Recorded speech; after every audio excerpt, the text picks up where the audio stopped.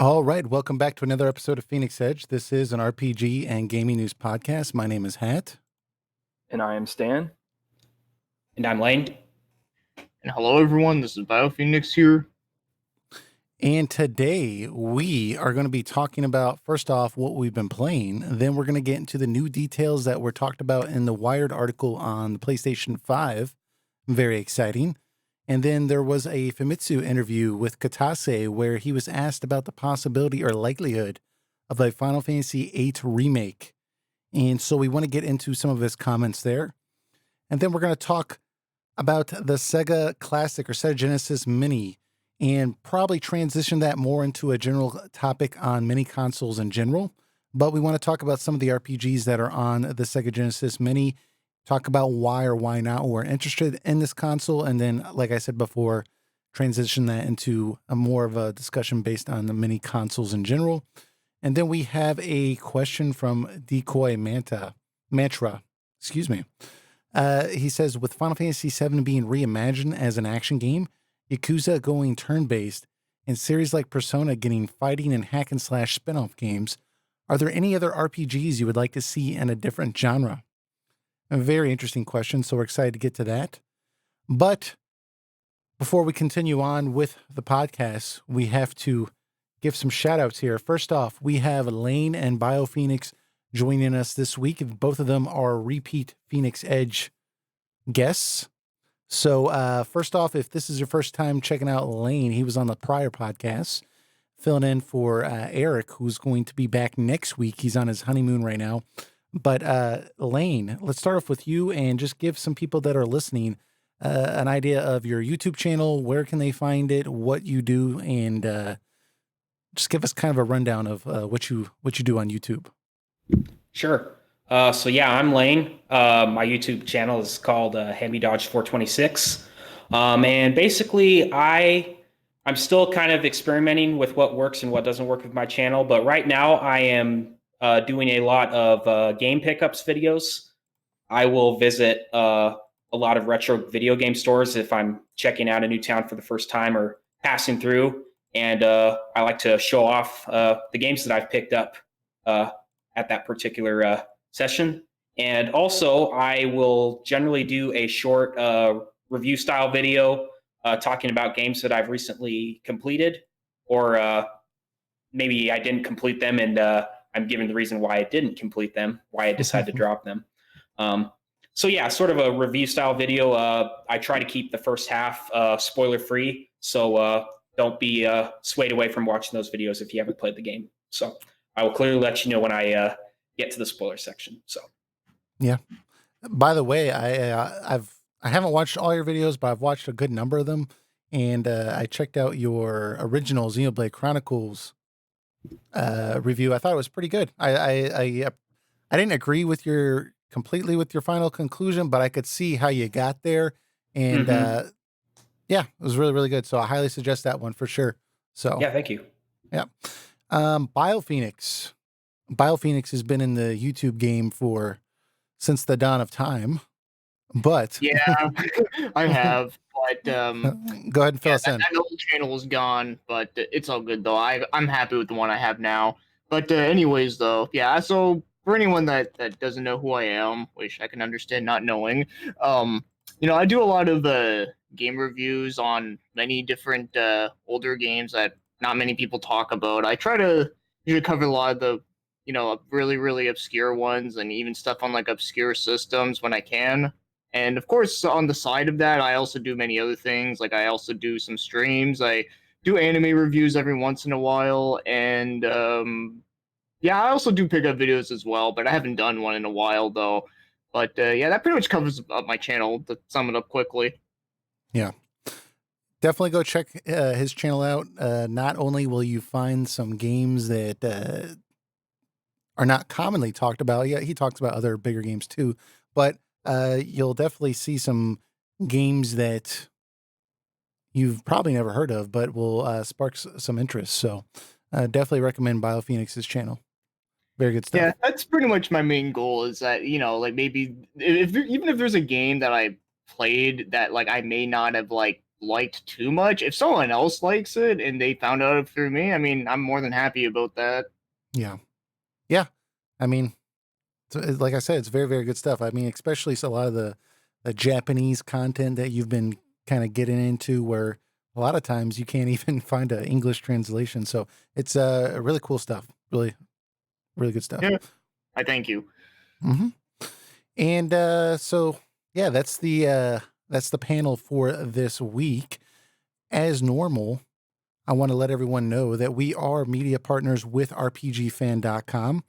If you are not familiar with RPGFan.com or you haven't visited their website in quite a while, you should go check it out. They've given it a complete facelift in the past month or so. It looks fantastic. And on there, you can find lots of RPG news, game reviews, soundtrack reviews. They have other podcasts in addition to our own on there. So they have a Random Encounter and a Retro Encounter podcast. Random Encounter is like RPG news and opinions. It's twice a month. And a Retro Encounter is where they actually do like deep dives into specific RPGs. So definitely go there and check it out. They've been getting into some really interesting stuff. I saw that there was a discussion on Fire Emblem Three Houses, for example. They got into some Link's Awakening. So definitely go check their podcast out as well. And also they have a YouTube page for RPG Fan. They've been trying to do some more video content, so you can go on there and check out some reviews, video reviews on there. You may possibly hear my voice in the future. Who knows? We'll see. I told them that if they needed to, I'd be willing to do a voiceover, so that'll be fun. But definitely go check them out. They just have a new review on their website anyways for the Alliance Alive for the Switch remastered version. Pretty interesting. They gave it a 8.5 overall. Very, very positive. So constantly just putting new stuff on there. So go check them out. But before we get into our topics, we wanted to direct everyone's attention also to a Suikoden 2 retrospective review that was put on a YouTube channel called Resonant Arc. We've guested on their podcast a few times, and this particular retrospective, Stan, do you want to kind of give them a rundown of why we want to point people's direction to this review and suggest they go check it out? Yeah, the Suikoden 2 review that Mike at Resonant Arc has been working on, he's been going really in depth with like the research that he's doing for reviewing these classic RPGs, and Suikoden 2 in particular has had a, I guess you would say, a rumor that had become just common knowledge, common knowledge, in quotes, that Yeah. actually Suikoden 2 was the first game that Moriyama, the director, wanted to create, but he wasn't confident enough yet in their ability to make an RPG on the PlayStation. So he made Suikoden, which was intended to be a prequel, and that Suikoden 2 was actually the game he wanted to make all along. And this has been kind of, it was reported in a couple places, and so many, many years ago, and then it just kind of became accepted fact, essentially. But Mike was actually able to reach out to Moriyama and get kind of a mini interview with him, and it turns out that that's not the case. It's Suikoden 2 is like a true sequel, actually, to Suikoden 1. So, Yeah. and he goes in depth, into the details, and you can get all his answers, Moriyama's answers, in the review. So Yeah, it's definitely go check it out. it's really good. I mean, he literally asked some stuff like, "What was your favorite scene in the game that you made Suikoden 2?" and things along that nature. What were some of the challenges? So it's besides the debunking this long held rumor, he also asked other questions in addition. So it's a really, really good review. I mean, he literally like went out of his way to like find this debunked Polish magazine and then get somebody to translate it. And then, so that was the origins of this rumor. And then he spent like weeks trying to get in touch with Moriyama, and finally through one channel or another was able to get this interview with him. So this is like totally unique content. So definitely really, really exciting for RPGs in general to learn this new development history of Suikoden 2, because Suikoden 2 is like one of those classic RPGs, right? That's something everyone talks about. So to learn something new about the development history is really, really cool. So definitely you all should go check it out. We highly recommend it. It's really good stuff. But moving on, we're going to talk about what we've been playing. So let's open it up here with BioPhoenix. You want to start us off here with what have you been getting into this week? Well, I haven't been playing any like RPGs right now because I'm actually waiting for Trails of Cold Steel 3 to come out. That's going to be the big game I'm going to be playing. So the timing over until then, I've mostly been playing a lot of like horror themed games. Not necessarily like survival horror, but like just games with a horror tone to it because it's October and I love that. So I've been mostly just been playing Painkiller on PC. It's a first-person shooter, very violent, very gory, and of course a lot of like heavy metal music. It's awesome. I love it. Yeah, that's all. Very, very cool. Lane, what have you been getting into? Yeah, so I hopped on the Dragon Quest XI bandwagon. Been playing that on the Switch a little bit. Yeah, not much to say about this game that hasn't been already said. It's a classic and by far my favorite RPG of the last generation. Amazing game. And also, I just started playing Grandia 2 on the Switch. I had played through the first Grandia game last month, and I really, really enjoyed that game. Yeah, so I had to get right into the second one. I'm about probably 3 or 4 hours into it, so still very early impressions, but it's very similar to the first one. Battle system is pretty much the same. One thing that they changed in this game that I do like a little bit better is in the first game, the mana eggs, which is what you learn abilities from, like they're a consumable item and there's only so many you can find throughout the game, where in Grandia 2, you actually equip the items and then you gain a set of spells based on what mana egg you equip. So I do like that.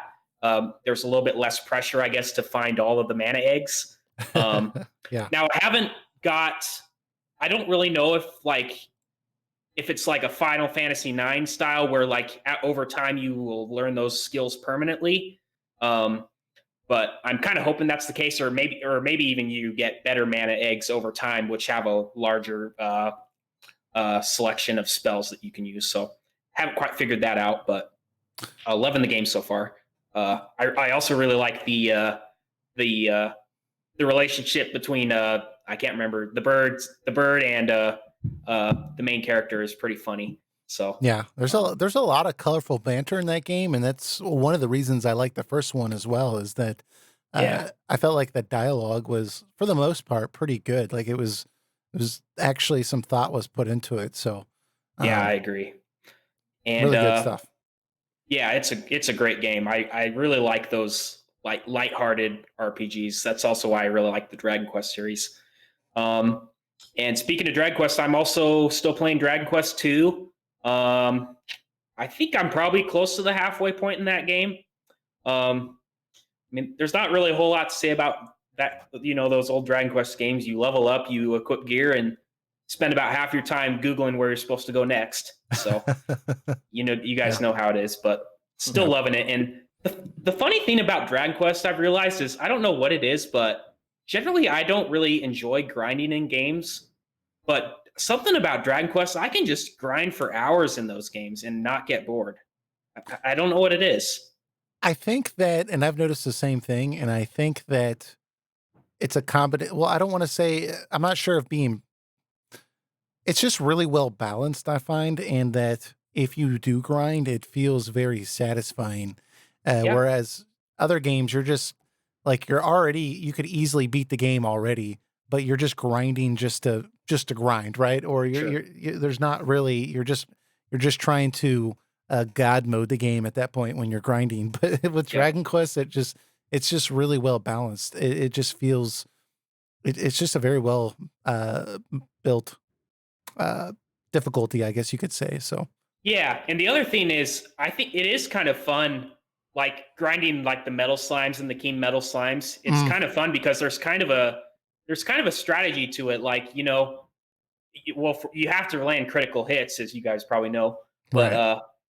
it's a little bit more, or it's a little bit more challenging earlier in the game when you know you don't have these skills that will like have an instant critical hit if you use them, or a high chance of a critical hit. So it's kind of fun to see if you can land that critical hit when you don't really have a very high chance of one.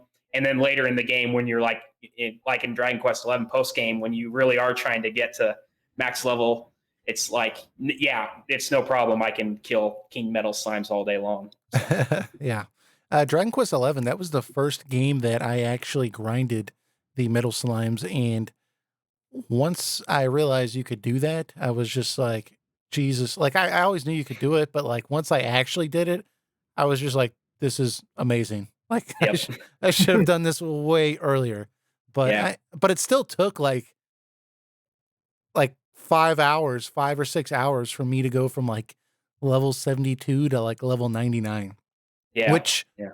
Granted, that's like 30 levels, so that's, it's pretty impressive, but it wasn't like, 30 minutes, right? So it still took a time investment and some strategy and some patience. So yeah, at least there's those people out there that will develop that spend the time to figure out the most efficient way to level up for you, and you don't have to figure it out yourself. Oh yeah, like that would not be me.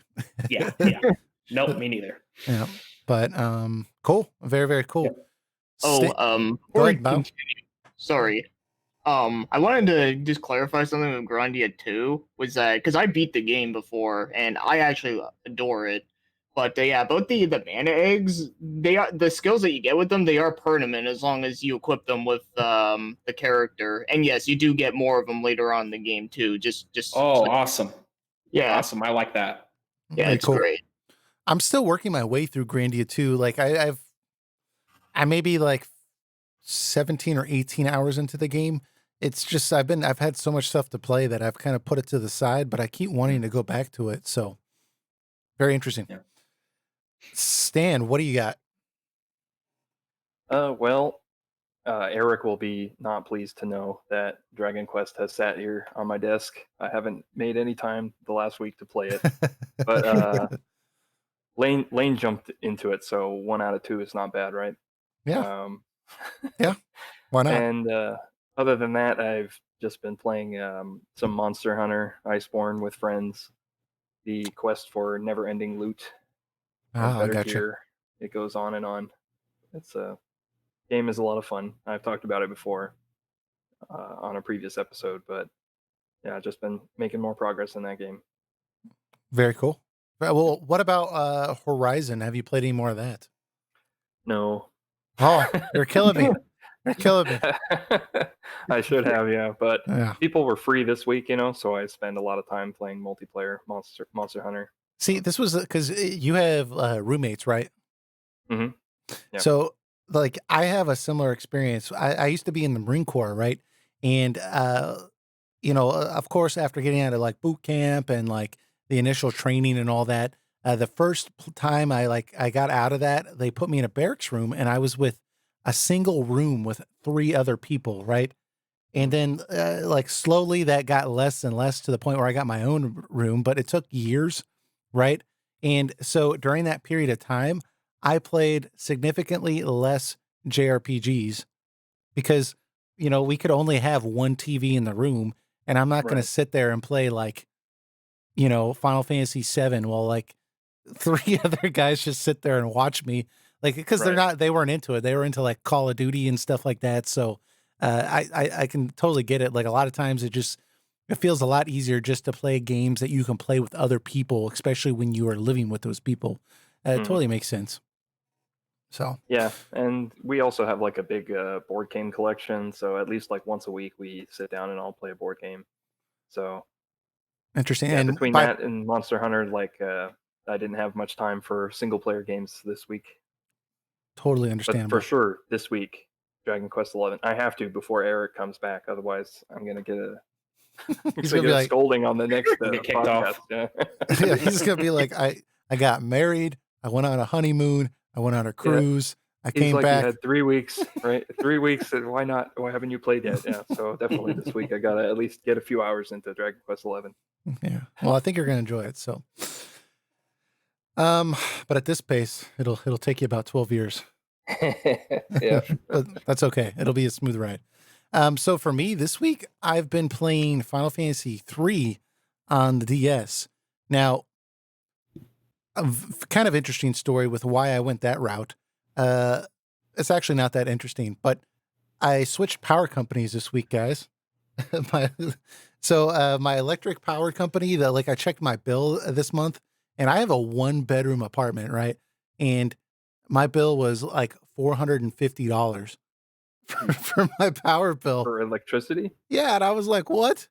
And they said, "Oh, like you didn't like renew the contract, so you went to a variable rate." And I was like, "Variable? You guys like tripled my rate? That's not variable. That's like..." Wow. So yeah. So anyways, that was a surprise. So I held off on getting because dude, I saw Witcher 3. I think is out today or tomorrow. I think it is. I don't know. It's out around this time. And then Alliance Alive HD came out on the 8th.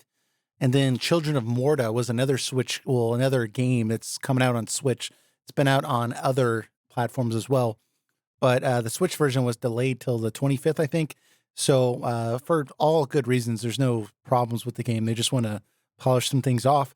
But I'm looking at all these games I want to buy, and I'm like, okay, be calm, pick one. Like, let's play something that, like, you don't need to go spend $150 or $180 on all these games. Let's save some money this month. So I went with Final Fantasy 3 on DS. I picked that up at a used game store for like $10. And I've never played this well, I've played a little bit at like a friend's house. Like I was like, hey, let me play that. I'm interested. But I haven't actually got to sit down with it and play it for like hours upon hours. And so I picked it up. I've been playing on the DS, and I'm actually really surprised with how much I'm enjoying this. I mean, initially when Final Fantasy 3 was announced, like the 3D version I played the NES version, but when the 3D version was announced, I wasn't really down with it because I just felt like the NES Final Fantasy 3, the regular Nintendo version, I always felt like that was like a very impressive game on the Nintendo. It was very colorful. It like had all this like job system, and like it actually had like a very expansive world where they tried to do a lot of neat things that, was kind of unique on the Nintendo. And it was like very much a marvel for its time, I feel. And so like when I saw the 3D version on the DS, I always felt like you're taking something that was like cutting edge on the NES and very impressive, and then you're making something that's like a low budget, like I thought, like cash grab on like a retro or on a handheld. So I just kind of put it off for that reason. But I'm glad to say thus far I'm wrong. Like they did a really good job with this game. Like they fleshed out the story where it was necessary and kind of like gave it a little bit more juice or meat to sink your teeth into, but they didn't go completely off the beaten path and like take all these liberties and make it a completely new game. So I'm actually surprised how nostalgic I am towards playing this on the DS. It's a very, very good version of the game. I don't think I'm going to ever play the NES version ever again. Like this version of the game is like the version for me to play. It's smoothed out some rough edges. It's expanded on the story, like I said. The soundtrack is great. I mean, like the only thing that I don't like is it's kind of like drags when you try to open your menu. Like it takes a little bit longer than I want it to. And so it's kind of annoying that it takes like a second and a half for the menu to open. That gets a little old. But other than that, like, I mean, this is a really, really good version of the game. And I feel stupid for not picking it up earlier. But yeah, that's what I've been playing. So Yeah, Final Fantasy 3 is actually the only Final Fantasy game I have not, or the only mainline game I haven't sunk my teeth into. Now, the DS, correct me if I'm wrong, but like the original NES version of Final Fantasy 3 had like the 4 Onion Knight characters, right? And Mhm. The Correct. DS version actually has like 4 named characters, right? Yeah, and that's one of the things that I like, the additions to the game that I like is that basically if I in the NES version, you start off with those 4 characters and they're just kind of like blank canvases, and it's kind of like a Dragon Quest styled story where like things happen, but like they're not really happening, like there's no character arcs for your characters. It's like other characters in the story, right? Mm-hmm. So this game actually you start off with just one character, and through the progression of the story, they kind of flesh out like the motivations for the characters. I mean, it's not going to be like, Final Fantasy like 12 or whatever, or Final Fantasy 15 in depth, right? Well, 15 is not the greatest example, but a more modern Final Fantasy, right? It's it's still very light on the character stories. I'm not trying to like anyone that hasn't played this, like it's not like you're gonna go play this and like feel like you're witnessing like Shakespeare on the Nintendo DS. Like it's still a very much a Nintendo RPG, but it's fleshed out enough to where it definitely feels a lot more modern and kind of charming in a way. So I need to check that one out soon. yeah, it's pretty cheap right now. I almost bought Final Fantasy IV on the DS, but I have both of them. I haven't. Well, I played the PSP version of Final Fantasy IV, and then I just haven't gotten into the DS version. Yeah. Yeah. So I played the Super Nintendo version. I played the version on the PlayStation, and then I've played the PSP version. And then I also recently played, well, not recently, a couple years ago, I played the 3D version with voice acting on my cell phone. For some reason, I picked up that version, and I really liked it on the cell phone, surprisingly. So I've always wanted to play it on the DS because I heard that's the best version of the 3D version. But the game store that I was at, they only had the loose game. They didn't have the box. So I don't know. I just have this rule where I just can't buy the game without the box. Unless it's like for some reason, like a Sega Genesis game or like a Nintendo 64 game, it doesn't bother me. Yeah, I'm the same way. We're like, if it's like a cartridge game, I can live without the box because most of those boxes, like, they're hard to get them in good Hard to shape. find. Even Yeah. when you do get them in good shape, they're really expensive. So I'm just like, it's fine. Yeah. But when they have like a hard case, like the DS cases, or like a PlayStation 2 case or something like that, like I just don't like the idea of not having the case. It just Yeah. you know. The same way. Yeah. Oh yeah. So anyways, so that's what I've been playing, but let's go ahead and transition here into the PlayStation 5. Basically what we're going to do is just go over some of the highlights that were announced, or some of the basic details with the PlayStation 5 that were announced in this Wired article. And we're just going to stop anywhere we feel is necessary to comment or expand upon as we see fit. So that's going to be the structure for how we're going to cover this. But probably the biggest thing that was unveiled about the PlayStation 5 was, well, 2 things actually, I think. But first things, the official name is the PlayStation 5. That's kind of a big deal, right? Because there's a lot of speculation that maybe they'll change it up and maybe it'll be, some wild new name. But the PlayStation 5 is indeed the PlayStation 5. So, yeah, I kind of figured as much. Yeah, I mean, dude, they've been crushing it for like 4 generations. Like, why would you change it? Yeah. Like, if the PlayStation 5 sells horribly this generation, maybe the PlayStation 6, they should call it something new. But I don't know. PlayStation 4 is going to be like one of the greatest selling consoles of all time. So might as well. Makes sense. At least they didn't pull an Xbox and call their 3rd generation console the Xbox One. Yeah, you're like, no, this isn't the first one. Yeah. Or the Xbox Sad edition. Yeah. Xbox One Sad. Yeah. Oh my God. It's all digital console, but it's the same price as one that takes discs. I'm like, well. Anyways, so that's cool. It's named PlayStation 5. They also got a release window, which is something I didn't expect at all right now, but It's going to be coming out in holiday 2020. So I don't know. What do you all think about that? Like, that's kind of a stretch of 3 months. I feel like that could be October, November, or December time I think frame, right? if I had to put a guess, I would say early November because they want those. I think PS4 came out around the same time, and so they want all the the initial shipment right to sell out to the hardcore fans. The people who are willing to drop the money to buy a console on day one. They want those to all sell out, right? So that it's a big news item like PlayStation 5 is sold out, you can't get it anywhere. Like Yeah. you're clicking Amazon to tell you when it's going to be available, because all the department stores around you don't have it.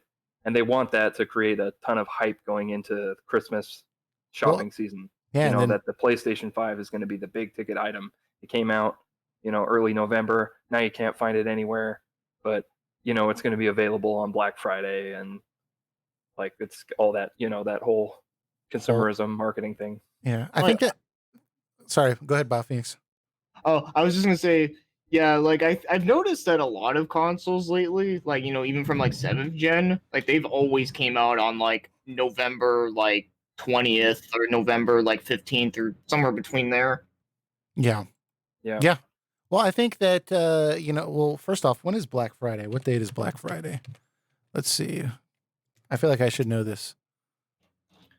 29th. Always the November 20. 29th. Yeah, that's what I thought. Yeah. Okay. So this makes exact sense for what BioPhoenix and Stan were saying was, in my mind, is okay, they're going to release this early in November. We're just speculating here. And then, there's going to be all this hype about it, but some people are going to hold off. I guarantee you the PS5 will be a big Black Friday item, or at the very least, they're probably thinking, okay, if you're going to play the PlayStation 5, a lot of people haven't upgraded to 4K televisions. Black Friday sales, that's going to be a perfect time for a lot of people to get their first 4K television, possibly an 8K television. I still think that price point is going to be a little out of most people's budget, but Yeah. with Black Friday there, that's going to be an opportunity. That's when I bought my 4K television on Black Friday. So, there's going to be lots of people thinking like, okay, like this is going to be a good time for me to get in here and get this. And that's going to be enough time for all the school kids to get their version. And then little Timmy's going to be begging to have it for Christmas. And, it just makes sense. But, Lane, what do you think? Well, I was just gonna say, it seems like odd timing to me to announce this now because I would think that would drastically hurt their PS4 sales for the rest of this year, especially coming into the holiday season. It seems to me like at least wait till after Christmas, like early January, when people have already spent their hard-earned money on PS4s that are going to be obsolete in 1 year. Yeah, I, yeah, that makes sense. I mean, yeah, I'm sure that not all companies are crazy about this either. I mean, Square Enix, they and CD Projekt Red, they have their two very expensive games coming out, March and April, right? And Yep. it's been historically shown that at the end of a console's life, when the new console has been announced, not a lot of people, for some reason, like sales of those games just go down. So, yeah, I don't know. I don't know why they announced it now. I mean, some people have kind of gone with conspiracy theories that, Wired had some kind of dirty information on Sony or something like that. And they're like, okay, fine, we'll give you an exclusive on the PS5. I don't know. But I think they, like, of all the stuff they announced, if that was the case, they could have announced all this other stuff and not given a release window. Yeah. The only other thing I can think of is maybe they need to give it at least a year window before a release, so people, instead of spending their money on the PS4, that money is going to get carried over next year, and people can actually afford to buy the PS5 for 2020, if that makes sense. Yeah. Maybe it's kind of a marketing strategy to say, like, save your money, PS5's coming out next year. Yeah. I mean, maybe with Sony being ethical, I mean, possibly. Yeah. I don't know. I mean, they've sold enough systems for sure that they're not you know, needing to like scrape out those last few. I mean, they're hitting record sales here, so Yeah, I guess I'm just trying to understand why now, yeah, I if mean, they that would seems like a consider. very plausible reason to me. I mean, Yeah, that they feel that, it might actually hurt PlayStation 5 sales if, however many people bought a PS4, Sure. for this Christmas, they're going to be like, I just bought it. I mean, there's been talk of what if a Nintendo Switch Pro came out, right?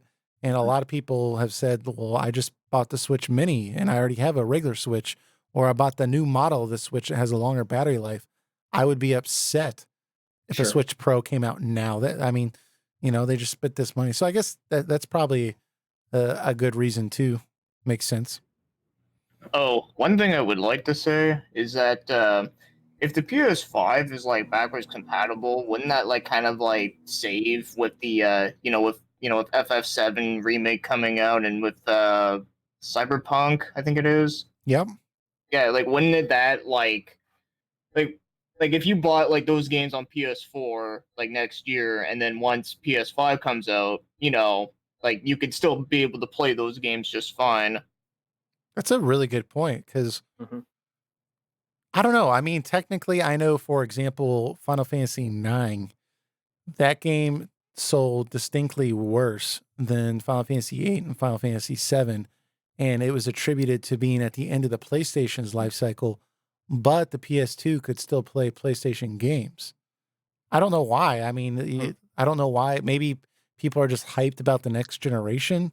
I don't know. Oh But yeah, that's forgot about that. And also wasn't like Final Fantasy X like released like a year after 9? And that was I know that was also showcased pretty early too. yeah. I don't know the exact time frame, but I think you're right. I think it did come out like within a year and a half, some time frame like that. That where people were already like hearing about the development and stuff, and you know, Hmm. some people didn't like the fact that 9 was going medieval, but more retro inspired, and they wanted it to be more futuristic. Final Fantasy X was supposed to be this like more sci-fi type game. So maybe, that's probably more down to earth reasons, I guess, but I don't know. Yeah, I don't know. Yeah, still Um, an interesting point though. yeah, I think you're totally spot on though. I mean, if you do buy these games, it's not like, you won't be able to play it on the PS5. I mean, I guess most people might think, okay, the PS5 is going to upscale these games to some degree, or checkerboard effect, upscale it to, or whatever the case may be, however they're going to implement that technology. They might hold off on buying Cyberpunk, for example, until, the PS5 comes out, because they're going to think, I'm already going to buy this much, spend this much money on the PS5.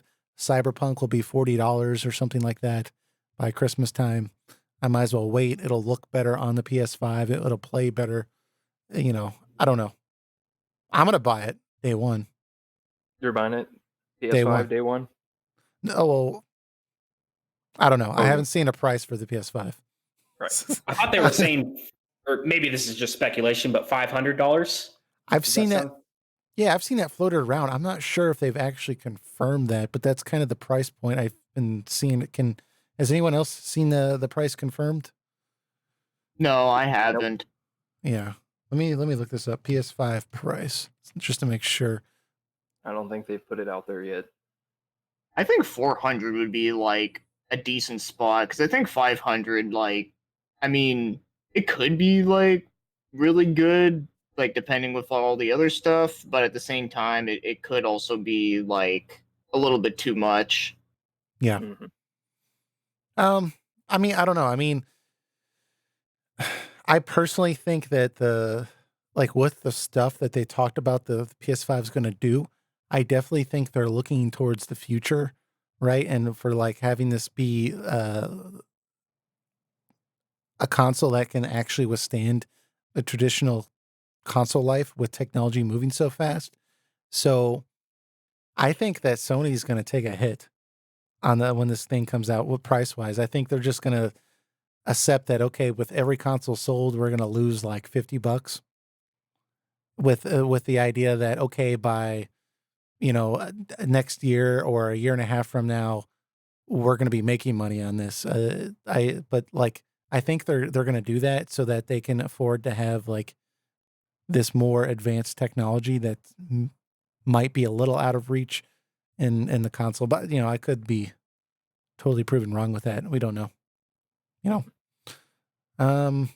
Anyway, so some of the other stuff that was talked about with it, basically the PS5 is going to use an SSD versus a standard drive. So they said this is going to increase load times. One example they gave was that in Spider-Man on the PS4, in certain spots of the game, data has to be duplicated 400 times in certain circumstances, which apparently obviously adds latency. I mean, we're talking like milliseconds here, but when you do it 400 times, apparently this can add up. So an SSD apparently in the PS5 is going to remove that. Now that tech right there kind of goes over my head.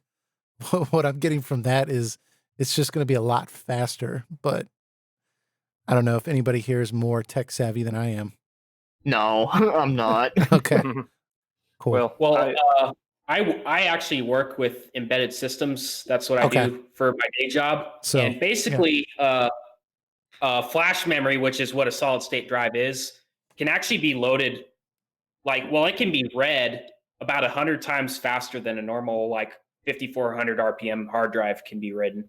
And I want to say the write times are a little bit slower than the read times, but it's still at least 10 to 20 times faster. Interesting. The thing about flash memory is, you don't have to search for it on a disk. It's kind of like there's an interface and you just say, okay, give me the memory stored at this particular address and I want this many bytes. So it's almost just instantaneous. Huh. So stuff. Follow-up question on there. If the PS5 launches with a 500 gig, let's say SSD, not enough versus a 500 gig, regular or even a 1 terabyte, standard hard drive, how much more expensive is that to get a SSD that large? That's a good question, because SSDs, if you guys have a PC or that SSDs are significantly more expensive than regular hard drives. I want to say 3 to 4 times as expensive. So that makes it's me difficult to say. I know that when a electronics company, or at least in my experience, when a company is mass producing items like this, they actually have what's called the supply chain department, and these people's their job is to get the lowest prices on electronic components as possible. So generally, when you're buying in the order of tens of thousands of components at a time, you can usually you'd be surprised at how cheap they can get components for. Right, they can make a half a penny on every sale or something like that, and when you're buying 20 million or whatever, however it ends up being in the contract, that can still be a tremendous amount of money. Yeah. Yep. Yeah. Well, this is a good question that Stan pointed out, and it kind of ties into some of the stuff they talked about later, where they said they were trying to give the player more options of what is installed on the PlayStation, right? So, if you only care about the multiplayer in a game, you don't have to install the entire game. You can just install the multiplayer. Or if you only care about the single player, you don't have to install all this other crap. You can just install the single player. And it's supposed to be even more nuanced than that. So it seems like they're taking efforts to combat this. They also said the Blu-ray discs that are going to be used are going to be 100 gigabyte Blu-ray discs, whereas the current PS4 discs on average is about 50 gigabytes. So it seems like they're not thinking about these issues, right? They are trying to combat it some way, but yeah, that's going to be interesting to see what the base model PS5, how big is the hard drive going to be? Because if it's 500 gigabytes and you're talking 100 gigabyte Blu-ray discs, meaning games might be 80% of that size or around that size, and you're if you're going strictly digital, that's not going to be enough, right? Unless it's very intelligent and can install the parts of the game you need and then uninstall them as you kind of complete them, or I don't know how that's going to work. And now we bring you Google Stadia. No, I'm just kidding.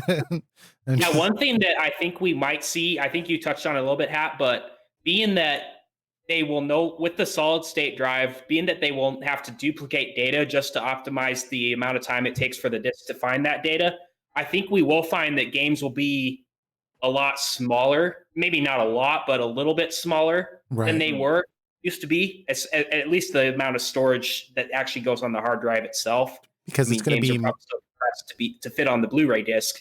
And unfortunately, that's probably still going to be a bottleneck, is the installation from the disc. But, once it's on the solid state drive, it's going to be awesome. Yeah. So I think that's the key there too, is that they're making the technology more efficient, so it doesn't have to be such a large file size. Right. But the question is, how much smaller is it going to be? I mean, that is the question. Yeah. So, interesting. So, they did talk about, because this new technology with the solid state drive. Hold on. Okay. Are we still on the call? Yeah, it looks like we're still good. We're here. Okay. my Hangout's like freaked out, but I thought I was dropped. So anyways, one of the things they did talk about was, with this faster processing, less need for like duplicating data to load things, that this is going to make games much faster, right? But at the other end of the spectrum, they also said that there's going to be certain publishers that are going to say, oh, well, now that we have this more power, this increased power, these increased disks, we have a solid state drive, we don't have to, use as much processing time to load these games, that they're just going to make the games like 4 times as big, right? So it's Square Enix. Yes. I can only imagine, the monstrosity that Square Enix is going to make with the PlayStation 5, where, I'm filing for Social Security, but this game finally comes out and it's like photorealistic virtual reality or something. But anyways, let's just hope they don't decide to create a new engine for this console, right? Yeah. Oh my God, please don't, dude. They're already creating trailers that are like implementing like these types of technologies. So it's, anyways, that's a whole nother tangent, but. Just as a side tangent, there is one disadvantage to using an SSD, is they wear out. Yeah, it takes a long time. We're talking like hundreds of thousands of writes, or like, I don't know, maybe 10 to 15 years, but that maybe could become a factor, several years down the road for collectors, when they can no longer store games on their worn out solid state drive or something. Yeah. Well, the thing is, all hard drives in general, like that's going to happen even if you have a regular hard drive regardless. Yeah, it's a little bit quicker on flash memory is all. Oh, yeah. Okay. I get what you're saying. Yeah, because I know I have a gaming PC and I do want to get a new hard drive because I only have 1 terabyte. I want like 3 or 4 or something. And I'm thinking about getting an SSD, but I don't know. I might get a regular one too, though. But that's a whole other thing, though. Yeah. Well, and just a tangent, but the thing with storage, like my PC right now, I have 2 terabytes. And when I first got that, I thought that was just outrageous. And this past couple of months, like I regularly am like trying to find stuff to delete because I've run out of space. And I've never thought that was possible, so you can never have enough. I remember when the PS3 came out and it was 60 gigs. Yeah. And like the average, because it was new and I was comparing it to like how much data was like on a PS2 disc, and then compare that to 60 gigs and be like, oh, I'll never run out of space. 60 gigs, that's so much, like it's so back crazy. In the mid 2000s. Yeah. Dude, my first personal PC that like I owned, right? It wasn't like a family computer. It was like my PC, right? It had the hard drive was 4 gigabytes. like that's it. And I thought that was huge. Yeah. And it was huge because I had dial-up internet and it would take like 30 minutes to download a 5 megabyte file. So, 4 gigabytes, like it would take you like 12 years to fill that up. But it's interesting how quickly stuff has changed. So another thing they talked about here, this was a big thing they talked about with the PS5, is ray tracing technology. In the past, people have speculated whether this was going to be hardware based or software based. And well, first off, ray tracing is essentially for dumb people like me. This is all you need to know. Ray tracing is supposed to be more realistic lighting, like not right now in games, they have lighting that looks good, but it looks very emulated. It looks kind of fake, but it still looks beautiful, right? Whereas ray tracing is supposed to offer a much more realistic lighting, which just makes the game look so much better. So is that a good explanation, you all think, of ray tracing? Yeah, basically the way I understand, I'm certainly not an expert on it, but the way I understand it is versus just a traditional GPU is ray tracing actually, basically the way it computes is, in a game scene, you have a camera and you have some sort of light source. And basically how it works is light particles that are coming off of the light source, basically based on the camera's, basically you can think of the camera as the human eye, right? So basically the angle at the camera looking at an object, it basically calculates for not obviously it can't do every particle of light, but for X amount of particles of light, it basically calculates how that particular pixel will look at if the light particle is bounced off the object and up to the light source. So what you get is like, let's say you're in a game scene, you have a glass on a table, you actually get all of the light reflections based on all of those light particles that are bouncing off the glass, if that makes any sense. So or traditionally,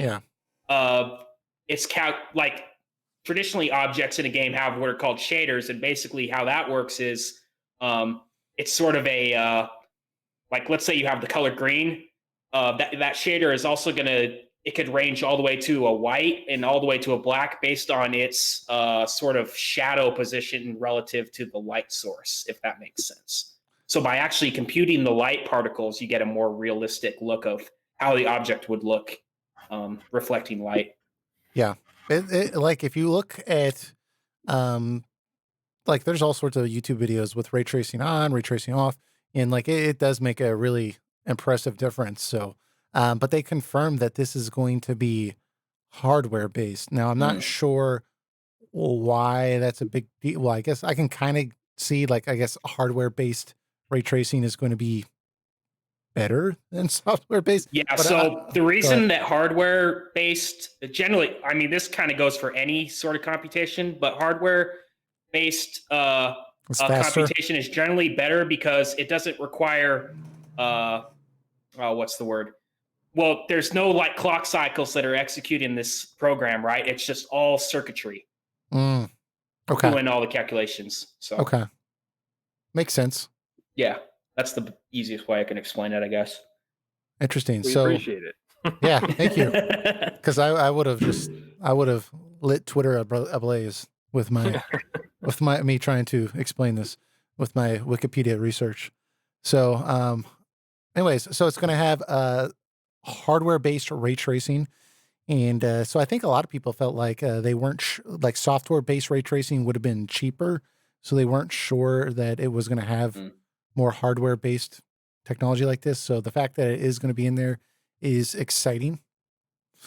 And one other big thing that's released here, or that was talked about here, is that the PS5, the disc drive is going to be a 4K Blu-ray player.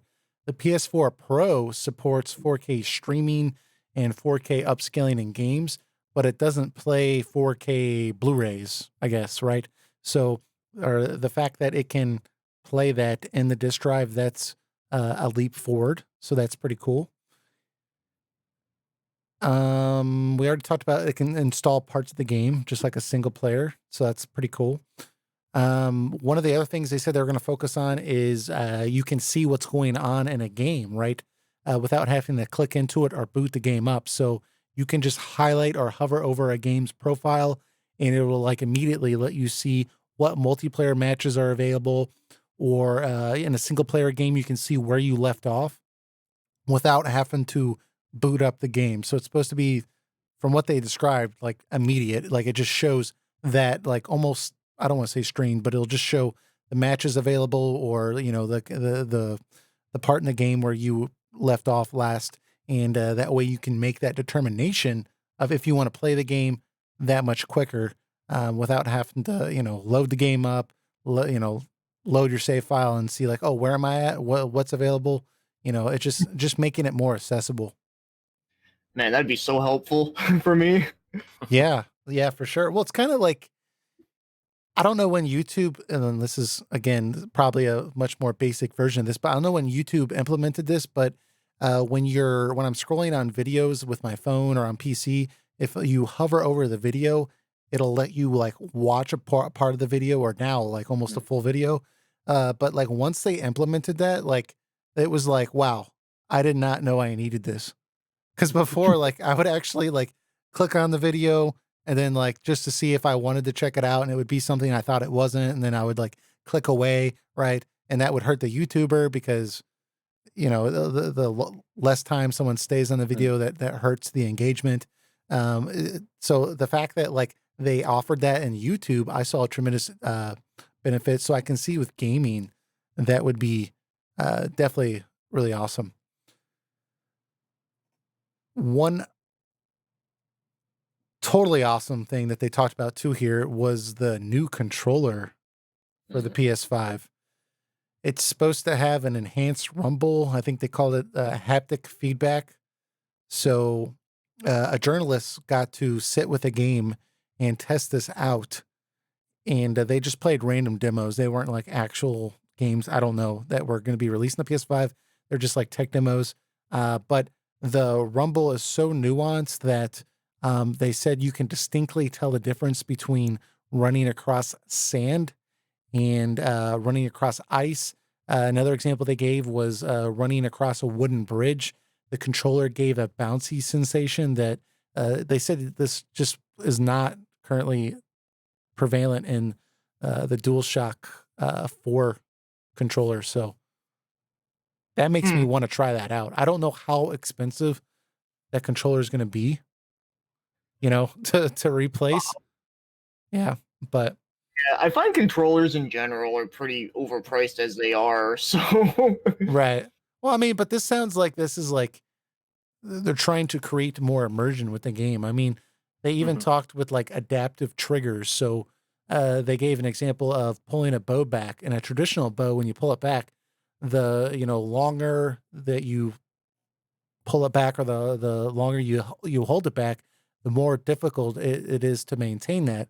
Well, they're trying to emulate that with, you know, like let's say the R2 button, right? When you pull it back, it's going to get more difficult to press in depending on what type of weapon you're using. So, for example, I saw one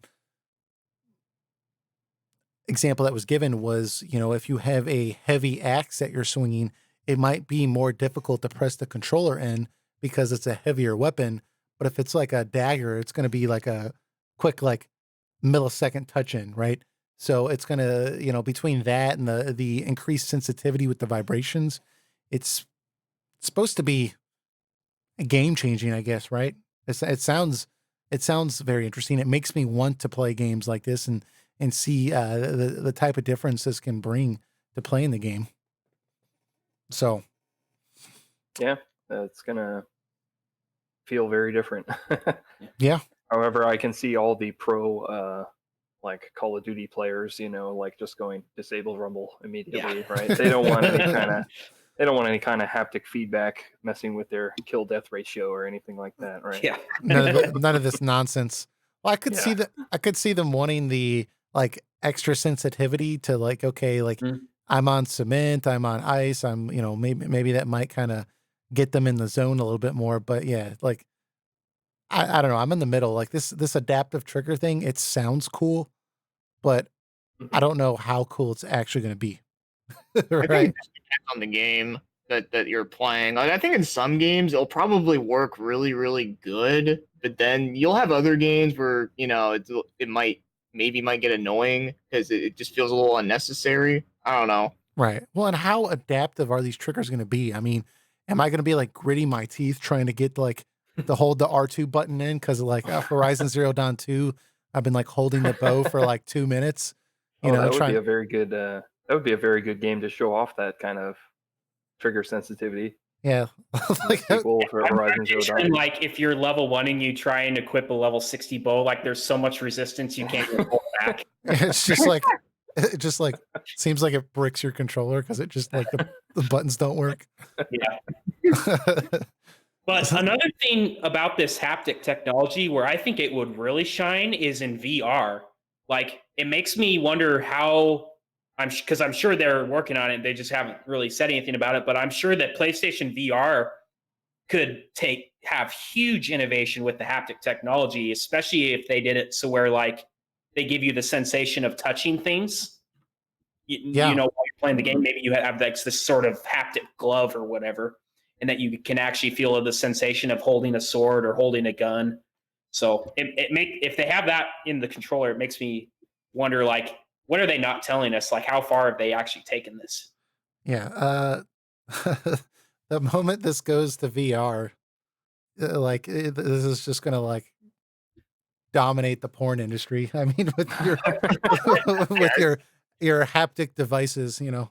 But anyways, this is cool though. This is I like how they're thinking out of the box. Like, and apparently the Xbox One X controller does this already a little bit, but not to this degree. So, some people have been kind of referencing that, but I'm not sure. I don't own an Xbox One X.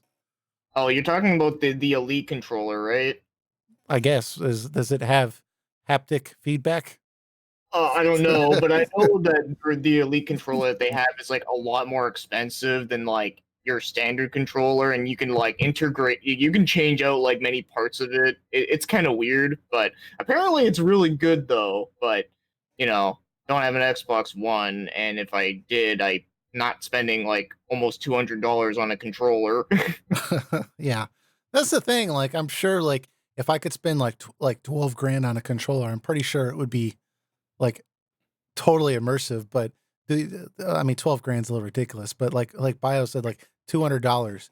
I'm sure that would just be an amazing controller. But do I want to spend, $400 for like 2 controllers to be able to play with a friend? So I just wonder how this is going to be cost effective. But one other exciting thing that they announced, besides the fact that they already announced in April that it was going to be backwards compatible with the PS4, which is awesome. But I've seen so much excitement over the fact that the controller is going to be using USB-C, which basically the biggest thing I've seen is people say, well, now it doesn't matter what direction you plug into the controller. Apparently people are really frustrated with having to like look at the cord and like see like, oh no, this is the wrong way to plug in the controller. I don't know. But also USB-C, it's supposedly, I was reading online, can support 10 gigabits per second in data transfer. I don't know how that's going to translate to pressing the up button, Yeah, but I guess they definitely don't need that much throughput. But maybe this is how, well, no, because it's still going to be wireless, right? So that's not going to really interact with the haptic feedback. I don't know. We'll have to learn more, but yeah, they've unloaded a lot of information here, much more than I thought they would at this point. I think still the biggest thing that I'm excited about that they announced is that it's going to be backwards compatible with the PS4. I mean, that's just huge. Yeah, so meaning if the launch lineup like isn't like that fantastic, you still got like a good amount of games that you can play on. Yeah, I mean, that way people are going to be, I think that's, you know what? I don't know. Like with everything they've announced here for the PS5 and us just wondering like how much is this going to cost? Stan brought up with, what's the size of the SSD? They're using hardware-based ray tracing. these controllers with their haptic feedback, enhanced rumble. We're just wondering how much this thing's going to cost. Maybe they're counting on the fact that because it's backwards compatible, people are going to just trade in their PS4s and it's going to bring the cost of it down. So maybe it could be like a $600 console, but after you trade in your PS4, it's like $400, right? You know, because why would you keep your PS4? I guess the only thing I'd be concerned about is if you have digital games and your save data, I would want to transfer that to the PS5. But assuming you could do that, why would you keep a PS4 if the PS5 can do all that? I mean, there's no reason. Why wouldn't you trade it in? Yeah, that's a good point. Because I know with PS3, I was actually like when PS4 was coming out and I was playing a lot of PS3, I was always like, man, I wonder if you'll be able to like transfer your digital games on PS3 to PS4, but well, you can't, and that made me a little bit sad. So I don't know if they'll be able to do the same thing with that. I'm not 100% sure. Yeah. Yeah. I don't know. I just want to learn more. And I think like E3 next year is going to be huge. Oh Absolutely. yeah, definitely. Yeah. With this thing coming out in the holiday of 2020, like this is just going to be like a prime thing. And dude, they totally punked Microsoft. Like, like, like Microsoft thought Sony was going to be making their announcement at some point this summer, or like, or some kind of time frame around then. They're going to be holding their own event. So like, Microsoft's already been talking about their console for like a year. So like, like it's just like I don't know. This is just very well executed in my opinion. So. Yeah. Very cool stuff. Any other comments on the PS5? Possible launch games, if you had to guess. I think Horizon Zero Dawn 2. I think that one for sure. Yeah. God of War 2 Or God of War 5. God of War Reboot 2. God of War also, I think is, Although I think that Ghost of Tsushima game, I think that might be a PS5 game. well, apparently they were asked about that and they're still maintaining that there's going to be a PS4 release with that game. Although I'm with you, man. When you look at that game in the trailer, it just looks amazing. And I think like this is a baller looking PS4 game, but apparently it's still going to be a PS4 game. So maybe they're going to try to capitalize on the PS4, PS5 playability. You know, Ghost of Tsushima looks like this on the PS4. It looks great, but it's going to look amazing on the PS5. You know? Yep. I'm just thinking how ridiculous Square's going to make part 2 of the Final Fantasy VII Remake on the PS5 because like Kitase already said that the Final Fantasy VII Remake on Midgar is going to have 2 Blu-ray discs worth of content, right? So a regular PS4 disc is 50 gigabytes. So PS5 discs are 100 gigabytes.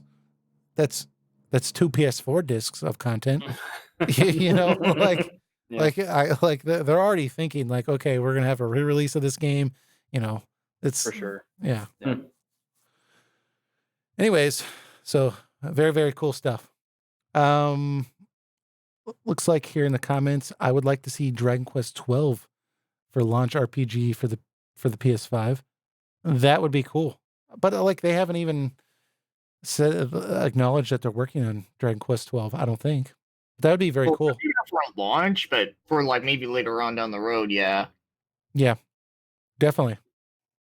Definitely for sure. I could definitely see that happening. I mean, it's hard to say though, because with 2020, holiday 2020, that's basically a year from now. And, you would think that we know about the games that could come out. Like, right. Like I have a hard time seeing them announce something that's going to come out at launch that I don't currently know of its development or its existence. If it's a regular, well-known franchise, I don't know. I guess E3 is just going to blow all of our minds. Yeah, well, they got to make up for their for being absent last year. Yeah. Yeah, makes sense. But in other news, uh, Yoshinori Kitase, if y'all don't know, he's the director of Final Fantasy 6, 7, 8, 10. He produced 13. He's producing and kind of, in my opinion, almost co-directing, because he's like, it seems like the main person doing these interviews about the 7 remake. But he was asked in a Famitsu interview about Final Fantasy 8 remake, if that would be a thing, if he's interested in doing that.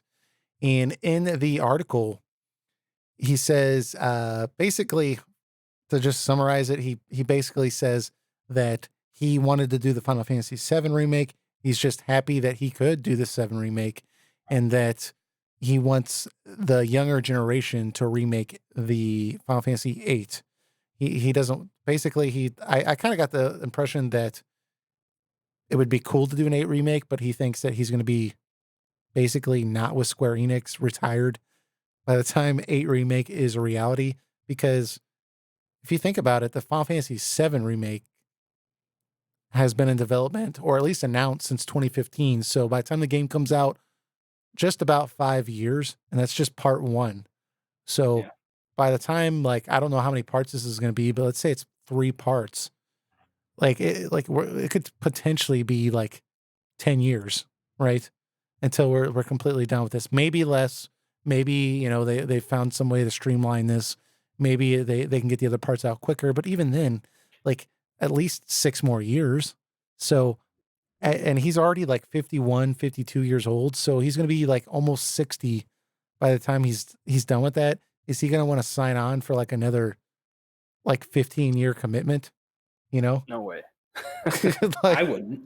yeah, especially when like game development takes so much time, and it's so like, it just takes so many hours, and he's at this point in his career where he's on the board of directors of Square Enix. Like, he should be coming in at like 10:30 every day and leaving at like 4. Like, Yeah. he does not have to be doing this. He doesn't need to be like trending in YouTube videos where people are like complaining about him. Like, he could just disappear and be very well off. So I don't see him wanting to do this stuff. I'm sure he's flattered that people want an 8 remake, right? Mhm. But apparently it's a thing they've really been talking about and considering. And given he is on the board of directors now, and he said that he thinks that the younger generation, meaning the people that are currently, in their 20s and 30s at Square Enix, that they should work on an 8 remake. What do you guys think? Do you think they should be focused on this? I mean, because I I don't know. I have my opinion, but I want to hear what you all think first. Um, well, one thing that I think is kind of cool is that Final Fantasy VIII, the original, was when like Sakaguchi kind of started taking a step back, right? And it's because he was working on the movie, The Spirits Within, and then he kind of let Kitase and Nomura take more control to work on Final Fantasy VIII. And then now here we are, more than 20 years later, and Kitase is saying, well, if there's going to be another version of Final Fantasy VIII, then it's my turn to step back, right? And somebody else needs to step in my shoes and take the Final Fantasy brand forward with the exact same game, right? Final Fantasy VIII, but this time just the remake. So that's kind of interesting parallel, I guess you could say. Yeah. But in terms of an FF8 remake, I've already given my opinion on the game, although I haven't made enough progress in the Switch version to really judge that yet. But I'd like to see, several more Final Fantasy games before we keep committing tons of resources to these remakes, because for Final Fantasy VII, that game has like a very high reception, originally. It's like very beloved game. The other games, other than maybe 9 and 6, but like 8 and 10, and especially if you keep going beyond, those have a very mixed reception. So if you're going to remake those games, you're not going to get as many sales in the first place, right? Because it's not as cherished as like a Final Fantasy 7 or a Final Fantasy 6. So I don't know. I'd rather see them keep making new Final Fantasy games, Final Fantasy 16, 17, etc., Yeah. than Yeah. spend too many times going back to the well, basically. Yeah. Yeah. Dude, I totally agree with you. Like, I think that, like, these games were on the PlayStation and the Super Nintendo. They were well-reviewed games when they came out, right? So it's not just nostalgia. It's like they were critically like well-liked when they came out. And, even Final Fantasy 8, right? This is the 8th game in the series. So, like, that's plenty of time for people to, like, be, like, really attached to the past and not like the new games or whatever. People still, for the most part, liked that generation, or at least there's this feeling that, like, the games have not been quite as good. So if you're going to go back and keep remaking these games, and it's going to be the younger generation that does this, I want that younger generation to prove their worth, right? Right. Kitase, his resume is amazing. I mean, he directed Final Fantasy VI, which is regularly regarded as one of the best RPGs of all time. Final Fantasy VII, again, like, huge game. Final Fantasy VIII, mixed feelings, but like, still big game. Final Fantasy X, like, and it just goes on. Like this. How could you possibly have a better resume other than, like, obviously, like, series creators like Sakaguchi? I mean, like he's proved his worth. So if you're going to be the younger generation trying to take the mantle, I think that you should prove your worth with Final Fantasy 16 and show that you can make games as good as the past ones, or at least close to it, before I'm going to get excited about, the younger generation taking on the mantle. Because even, like, Yoshi P's like 50. It's not like he's some, like, young buck. He's like 2 Yeah. years younger than Kitase. So, like, he's not going to take it over. So, I don't know. I mean, it's cool that, like, they're talking about this, but it's just, I don't, like, by the time the 7 remake's done, like, I'm 30 years old right now, right? I'll be 31 in January. It's crazy. Like, I can't even believe I'm in my 30s. Like, I still feel like mentally I'm in my 20s. Like, I don't feel like, I'm not willing to accept it. But, by the time the 7 remake's done, like, dude, I could be like 38. So by the Yeah. time by the time the 8 remake's done, I'm gonna be like 50. Like, Yeah. like, I want Final Fantasy 16, and I realize these are gonna be different studios working on these games, but you can't tell me that, like, resource allocation is not gonna be affected by, working on, like, 3 Final Fantasy games for, like, 12 years that are, like, AAA quality. I would be okay if they wanted to remake Final Fantasy 8 in a, like, more updated version, but not, like, completely AAA. So maybe something that would be good on, like, the Switch or something like that, that looks really good, but it's not, it doesn't take them 37 years to make. Like, Yeah. I would be okay with that, but I don't, like, no. Just make the next game, and Mhm. and just, like, I don't know. I don't know. Maybe I'm too Yeah. negative. Like, let's at least get Final Fantasy 16 and 17 out there before we consider, remaking another one of the more cherished old school games. Yeah. you know, keep the legacy moving forward. Yeah, exactly. I mean, you don't. I mean, they could take a nod from Dragon Quest, right? Dragon Quest remakes their games all the time, and, like, Hmm. they just make, like minor upgrades, but they're not going, like, full scale, just like completely try to, like, blow the last one out of the water. Like, Hmm. they just, like, make, like, small adjustments that feel better, but, it's not a completely new game. And well, I guess Dragon Quest isn't a good example because it took forever for Dragon Quest 11 to come out. But Anyways, but yeah. Lane, BioPhoenix, you guys got any thoughts? Yeah, I'm kind of I totally agree with you guys. I think it's cool that Kitase kind of gave a nod to the younger generation, but I think that in order to remake a game like this, I think you need to have experienced it back in the day and understood what made that game so great. And I mean, maybe those who in their 30s would have experienced Final Fantasy VIII when they were younger, but I think coming into this project, you need to have a pretty solid understanding of what made that game so great. Not just, I mean, you guys kind of see what I'm trying to say, Like but in terms of development, not just yeah, not just like playing the game. But, like, exactly. I think it's good to have that understanding. But yeah, I totally agree. I would much rather see uh, Final Fantasy 16 before I see a Final Fantasy 8 remake. And I'm kind of with you, Stan. I'm not the biggest fan of Final Fantasy 8. I would much rather see a like a Final Fantasy 6 in like the style of Octopath Traveler, Yeah. That'd or be great. or Final Fantasy 9. I think would also be an excellent remake. So Yeah. Yeah. Yeah. Yeah. They don't have to. I don't know. They just.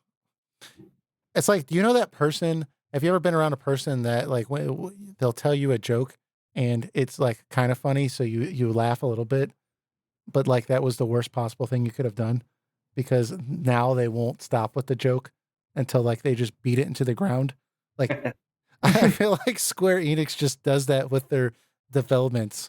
Like they're like, oh, you like Final Fantasy VII Remake? Oh, what if we do the 8 remake? How about that? How about and it's just like, I mean, obviously, they haven't officially announced it, but it's just, no. Yeah. Stay focused. Stay focused. Stop with all these tangents. Anyways. Sorry, that was a weird tangent I just went on, but that's just what this whole thing reminded me of. It's cool. But yeah, there's not a whole lot that I can say about Final Fantasy VIII Remake. I mean, it would be kind of cool, and I always thought that Final Fantasy VIII would be like an interesting one to be remade because it does have a lot of weird issues with it, and I think it could be improved upon. But at the same time, I mean, like you guys said, like if they're gonna remake it in some way, don't like overthink with it. Like don't like try to do all this like fancy, like expensive crap with it. Just yeah, yeah, that's basically it. There's not much I can add. You guys pretty much knocked it out of the park. Yeah, just improve on the foundation, make it a better game, and then put it out. And I think people would be happy. I mean, I mean, they could have made like if they remade Final Fantasy VII, like the Final Fantasy VII remake looked like the Final Fantasy 12 Zodiac remaster, but maybe like a little bit better with like voice acting. For me personally, I would have been okay with that. yeah. I would have been like, oh, this is great. They don't have to do all this. I don't think it's necessary. Anyways, so that's our thoughts on the Final Fantasy VIII remake with the youth that Kitase wants to carry on the torch. I don't know. We'll see. We'll see when the 7 remake comes out. Maybe I'll get more excited about this. But moving on, the Sega Genesis Mini, this came out on September 19th. And we kind of been meaning to talk about it a little bit, but we've always had other topics and it's kind of been on the chopping block. But this seems like a good week to kind of go over some of the RPGs that are on there, some of the game lineups that are on there. We'll kind of get into possibly some other games maybe we would rather be on there, or, maybe we think this lineup is perfect, whatever the case may be. And we'll probably kind of transition this into some mini classic systems in general, like what are our thoughts on this. But just to start things off here, there's 42 games on this, so that's obviously a huge plus. That's more games than I think they needed to do. The price is $80, so it's a little expensive, but you are getting 42 games.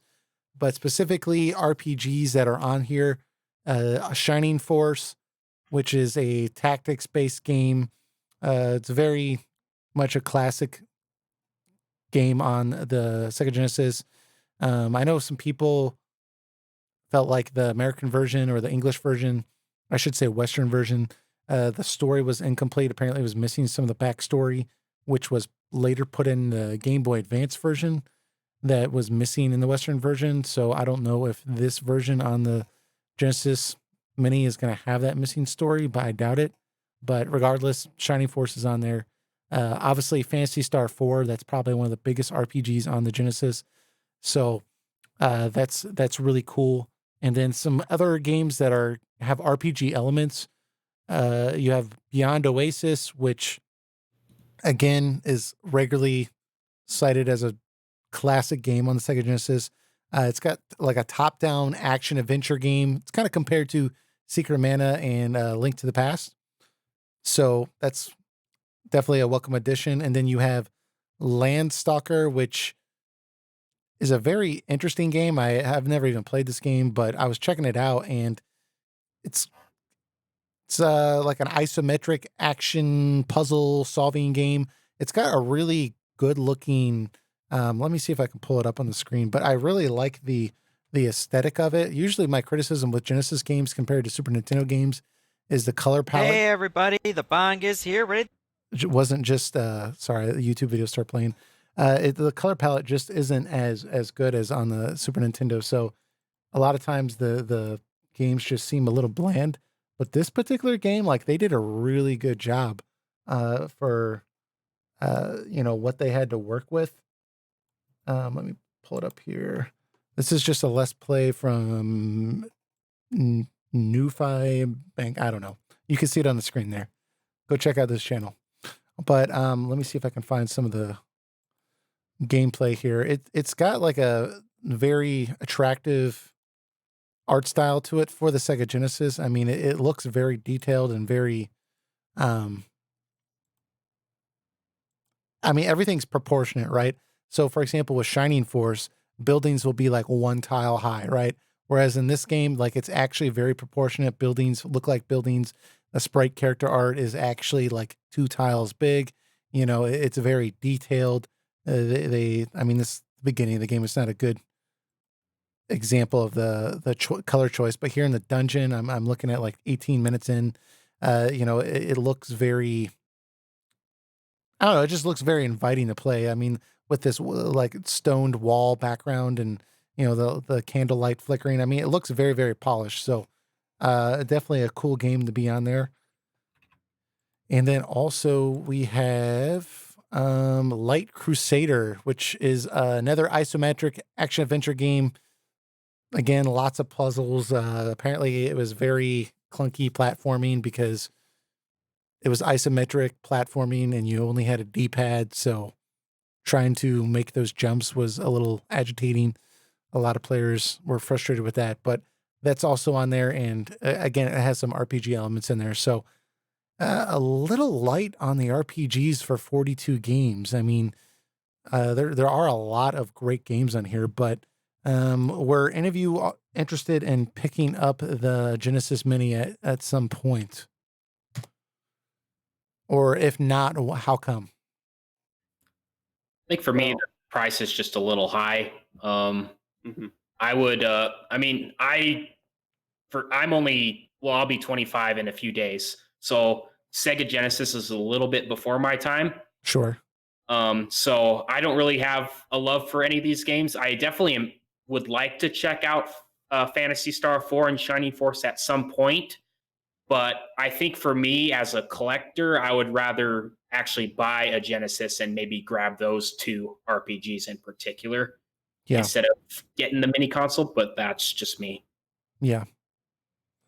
Bio, I know you're a big, you play all systems, but I know that a lot of times you'll talk and a lot of your videos are on Sega Genesis games. So is this something that would appeal to you? I'll be honest, this might surprise you, but no. But here's the reason though, is that while I do think this like mini console is like has a really good lineup and and it definitely does seem like it's a lot better than those other cheap ones that you had before. Oh, the at games ones. Yeah. Oh, dude. Oh, okay. Before you finish your thought, I bought an at games like classic system just because it was so cheap, right? Yeah. And it was like $25. I saw it at a dollar store, and I thought, whatever. This has Phantasy Star 2, 3, and 4 on there. Shining Force 1 and 2. Like, I'm buying it. And Jesus Christ. Like, like I still enjoyed playing that game, but like I had to turn the sound off. Like the sound card on the Sega Genesis was not stellar. Like it was just not as good as the Super Nintendo. I'm sorry. Like, but like on the at games machine, like it wasn't even playing the right notes. Like there were like soundtracks that were like very dissonant. Like, and I would like go find the track on YouTube, and I'm like, it does not sound like this at all. Like the at games one was just horrendously bad. So sorry to interrupt you there, but I totally Oh, no, agree. it's cool. No, that was funny. I like hearing about that. No, Yeah, this is way better. But keep going. Sorry. yeah, keep going. Yeah, no. Well, the other thing too is that I find there's already enough like Sega collections out there. Like I know they made like a collection disc, like a compilation disc on PS4, Switch, and Xbox, and I think they even have it on PC as well. And that also has a lot of good games on it too. So I don't Mhm. know. It's like I feel like there's already a lot of Sega Genesis like related collections out there. But personally, if I ever were to buy like a Sega Mini console, it probably would have to be like a Dreamcast or a Saturn because that's something that they haven't done before. And also, those systems are great. Yeah, that's the thing. Like I think you put you just totally just nailed it here. Like I just bought I've already have a couple of the Sega Classics like releases where they'll put like 20 or 30 Sega games, classic Sega games on there. And I just bought the Switch Sega Classics, that they released like, I don't know, like 6 or 7 months ago. And it doesn't have as many games. So and apparently the emulation quality on the machine is pretty good. Like actually pretty stellar actually. But it doesn't have as many RPGs as I'd like. And that Sega Classics has Phantasy Star 2 and Phantasy Star 4, Shining Force 1 and Shining Force 2. Like like uh, like this has a lot of games on here, but like it's missing certain games that I can find on the Sega Classics collections, and they're like way cheaper, you know? Oh yeah, It's definitely. it's like, and like I can play that portably. So like it's I like these consoles, but like it's $80 is a lot of money, and it's just there's I can already play these games for much cheaper. So like, and apparently the cord's kind of short, so like I have to buy like a wireless controller on top of it. So it's just I like the idea. It's just I'm with you. Like a Sega Saturn classic, that would be interesting to me because I never owned a Sega Saturn. There's a lot of games I I think haven't played. Saturn games are really expensive. So, or a lot, at least a lot of the ones I've heard. So, I They think are. Saturn would be a lot more appealing for me just because those physical games are pretty expensive. Yeah. Yeah, that would be a really interesting one. And there's also a lot of really good games on that system too. So yeah, that'd be really, really cool if they ever did do one though. And like I said, Dreamcast would be really awesome as well. Yeah. But I mean, if this costs $80, but granted, there's 42 games here, but if this costs $80 for a Sega Genesis, like a Sega Dreamcast classic, like I could only imagine, like unless Yeah. it has like 5 games on it or something, I don't know. But maybe they can get the cost down. One thing that I do wish these classic systems would do that would make it more appealing to me is if they had like different versions, right? Where they would have like 4 or 5 different versions, and maybe they could have like little like marketing names for it, like like the platforming collection or whatever, or something like that. So I could have a choice between what games I get, because like granted this does have 42 games, but like one of the games they put on here is like a game I don't think anybody's playing, like Tetris on the Sega Genesis. I understand that is a very rare physical game that is a novelty item to own, but apparently it's not a very good Tetris game like version. So like like it's cool that it's on there, like you can play something that you probably would never get to play, but you'll probably play it once for like 5 minutes and then like you'll never play it again. Like so if I could choose the games that are on there from like a collection, I think that would be cool, or if they had some kind of online store or something where I could buy other games and just like put it on the classic. So, you know, if Well, I want, technically, you could do that, but you gotta hack your system for it. I was yeah, just going to say that if you really want to sell your mini console, give it a little security vulnerability so they can be hacked and people can put hundreds of games on it. Then you're going to sell a lot of them. yeah. Well, yeah. So, I mean, I'll just go ahead and confess. I bought a PlayStation Classic and I've stayed up to date with the updates. And dude, I hacked the crap out of it, and I have like I have a like 500 gigabyte SSD drive connected in the back of it, and I just dude, Nice. yeah, I have like 200 PlayStation games on there.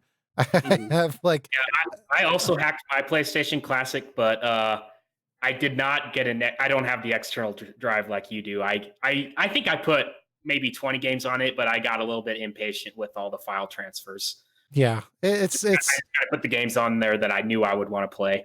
so yeah, luckily, like with the some of the updates, and I have that SSD, like I can just put games on there, and it like takes like a second to put it on there now, and I just copy and paste it on there. But like, dude, I'm playing like DS games on there. I'm playing PSP games.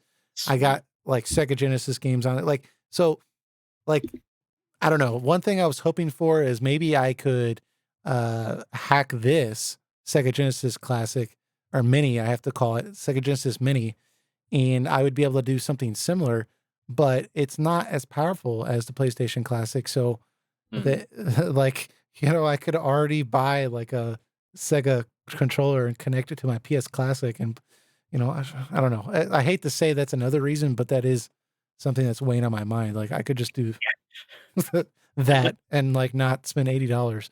But like I want to reward them for like they invested in this company. It's called M2, and apparently they do like the highest quality emulation. And so they went for the gold here with the emulation quality, and you know, apparently it's pretty good. I mean, there's certain games that have little issues. You know, 42 games you're going to have that, but you know, I want to reward them for spending the money, but like I don't know. I'm just like I think Is it a good value? That's the thing, right? yeah.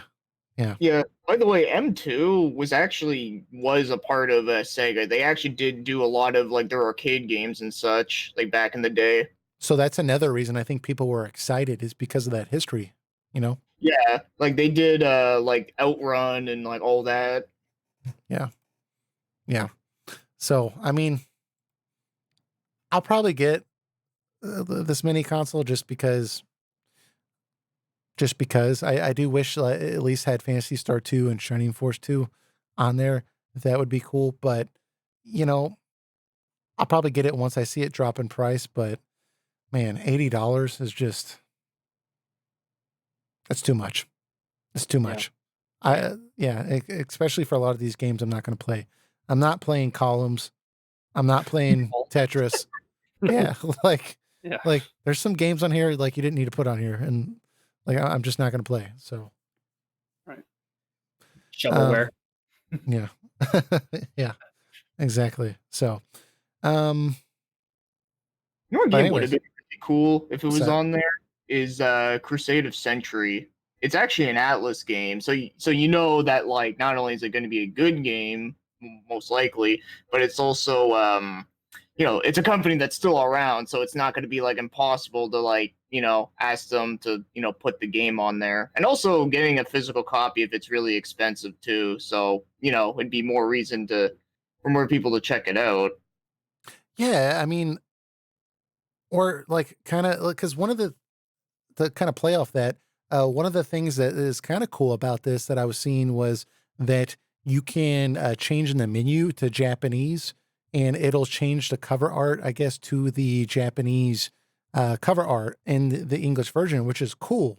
But that makes me think like it would be cool if they had like more Japanese only games that were localized on these systems, right? Oh yeah.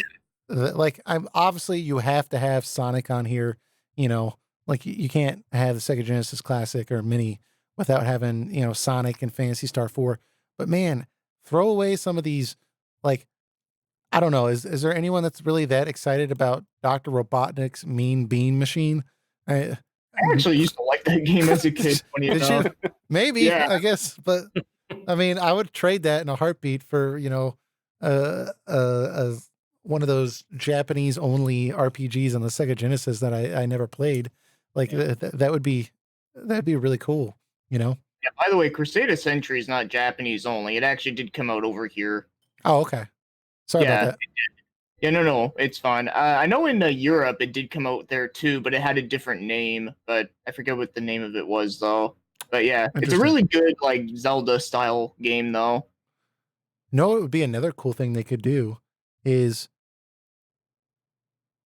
like if they could change these mini consoles up to where it could operate like a Switch, where it looks like a mini console, but somehow like you pull something out of the cartridge slot or something, and suddenly it's a portable system that you can take on the go with you.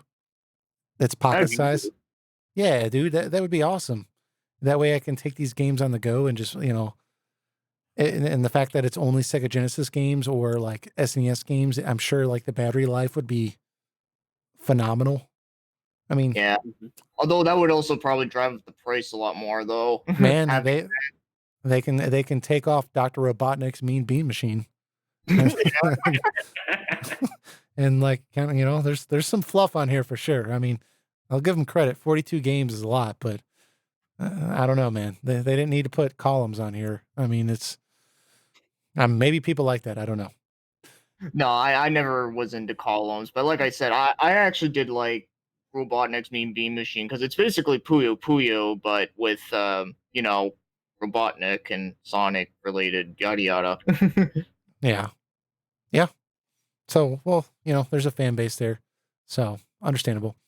But yeah, I think the holy grail for me is if they ever somehow are able to do like a PlayStation 2 classic and it's like actual quality and not Actually good, yeah. like that would be just epic. That's like the I think like the holy grail for me because right now there's no real good way for me to play PlayStation 2 games on my television without them, you know, looking like crap. Mm-hmm. You know? Yeah, I so agree with that. Like, and the other thing too with PS2, with my experience, is that I went through so many of them because the hardware on those systems, I have to be honest, they're not good.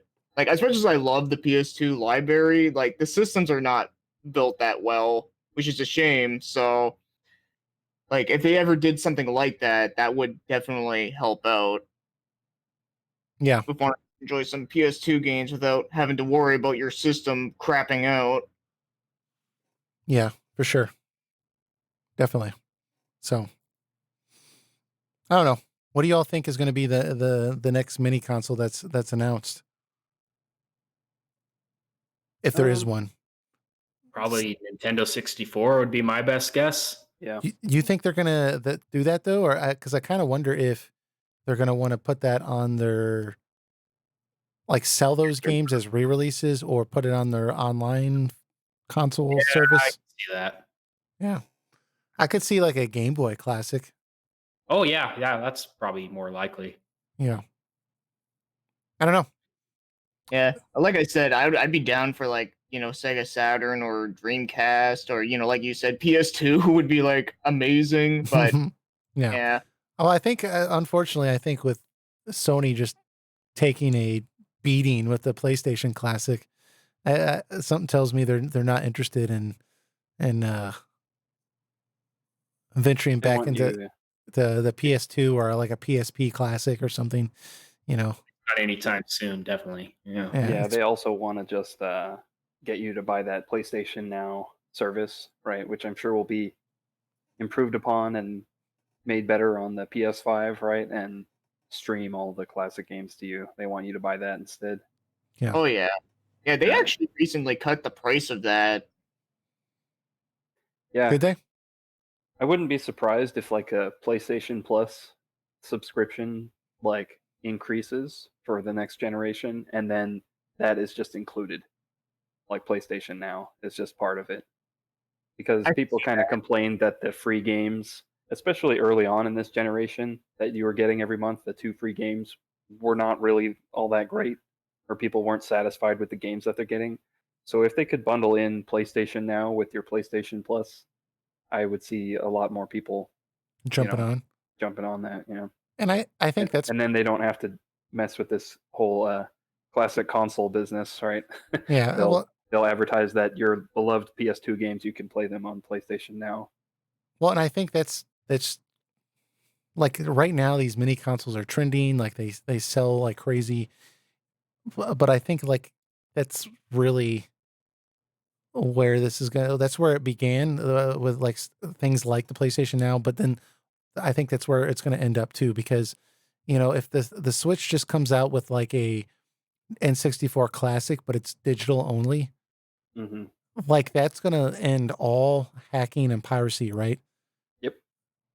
But it's probably going to play really well too because it's running on your Switch. So they're not going to have to worry about creating hardware and stuff like that.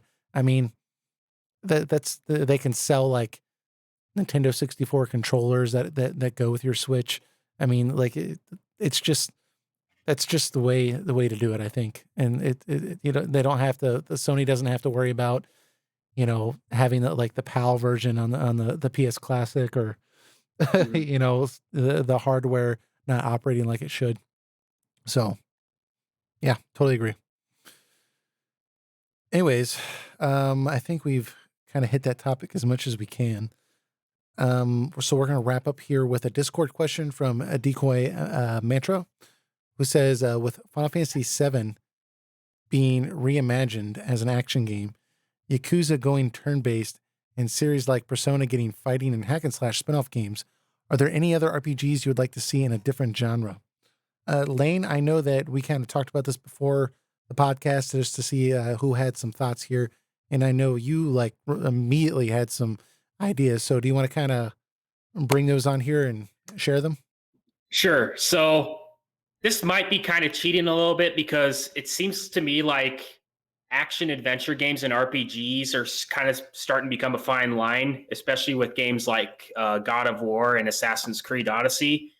It's like they're action adventure games, but they have a lot of RPG elements. So I might be cheating, but to me, I would like to see old RPGs like, well, I'm a Legend of Dragoon fanboy. That's my all-time favorite JRPG. So I would love to see a God of War style action adventure game of, well, if you're familiar with Legend of Dragoon, there's an event that occurs 11,000 years before the main game called the Dragon Campaign.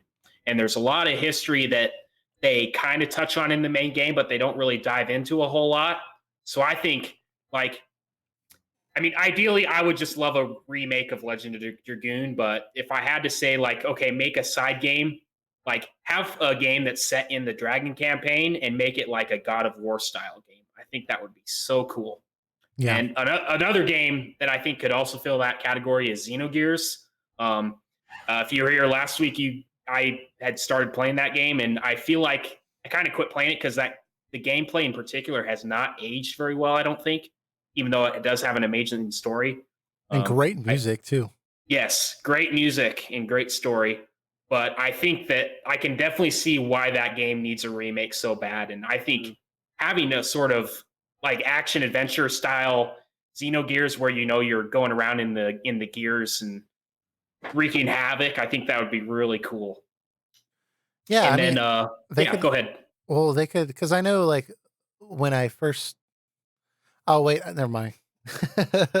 I for some reason you were saying Xenogears and I was thinking Xenosaga because I was thinking an action adventure well, because Xenogears also has obviously amazing music, but Xenosaga, I was imagining like an action adventure game in that style with like, but I was like, like I guess it would be cool because I remember one of the really cool things I really liked about Xenogears when I first played it was, or Xenosaga was Cosmos, right? That when you first get to control her, like it just feels like really awesome that you're controlling this like robotic cybernetic entity, and it has these powers that seem very futuristic. So I was trying to imagine an action adventure style game, but Xenogears and action adventure, that could be cool too. Yeah, I think maybe. Well, I think that for me, I didn't really enjoy the mech combat in Xenogears that much, but I think having like an action adventure style where you're going around in this big gear, fighting, I think that'd be kind of cool. So. Like, I'm trying to, because I think like all I'm imagining right now is like the Gundam Dynasty Warriors game or series. Like, and I'm just like where you're just like in a mech suit and you're just like running around like stomping on people and stuff. Like, yeah, I don't know. Probably not that direction, but that's what came to mind. Sure. And then lastly, I mean, kind of what's come to mind is I just want a turn-based Zelda game. I want an actual like RPG set in the Zelda universe. I think that'd be really cool. That would be interesting.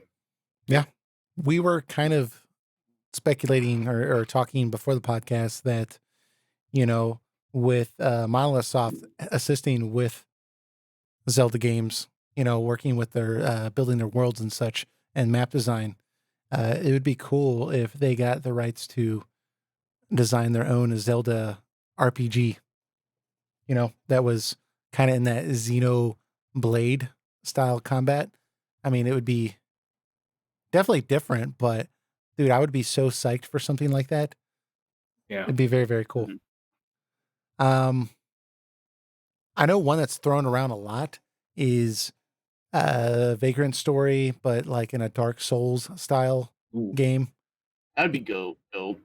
Yeah, like because I think that game already has a similar atmosphere to Dark Souls. I mean, the gameplay is very similar in that, like, I don't want to say it's very similar because it's obviously very different, but like it's kind of got a similar development philosophy, I think, where in a Vagrant Story, like the lack of save points and like the amount of trial and error that is involved in that game, it kind of like lends itself to like spiritually being, I guess, in the ballpark of a Dark Souls game, if you want to grant me a lot of leeway here. But I that would definitely be a welcome change, I think, despite the fact that I think like Vagrant Story had a very interesting battle system, where it would like let you choose which body part to attack and like certain weapons where you had to be very careful about which weapons you used and everything like that. It would definitely be a very interesting take for sure. Yeah, that'd be cool.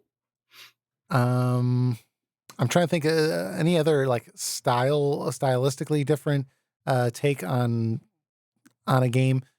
There's been so much emphasis on these remakes.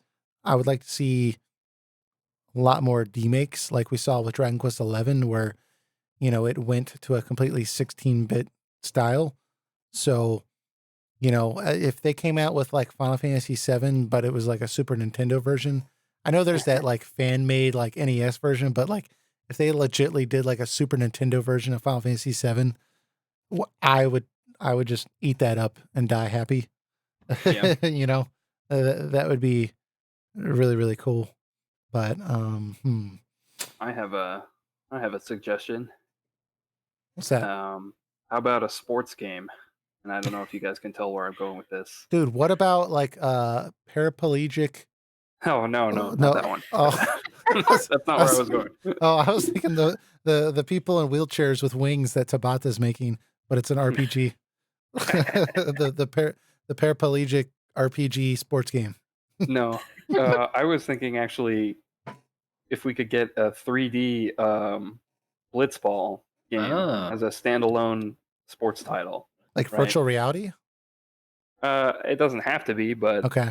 I would that just would be 3D. insane. Okay. But yeah, well, because the blitzball minigame is essentially played on a 2D plane, even Right. though it's supposed to be like a spheroid So like they arena, right? They s- pump in water into like a giant sphere, so and would they get like the team that makes the FIFA games to like I mean, ideally, yeah, you'd want some kind of balance between like a sports sim, but for a fictional sport, that doesn't exist.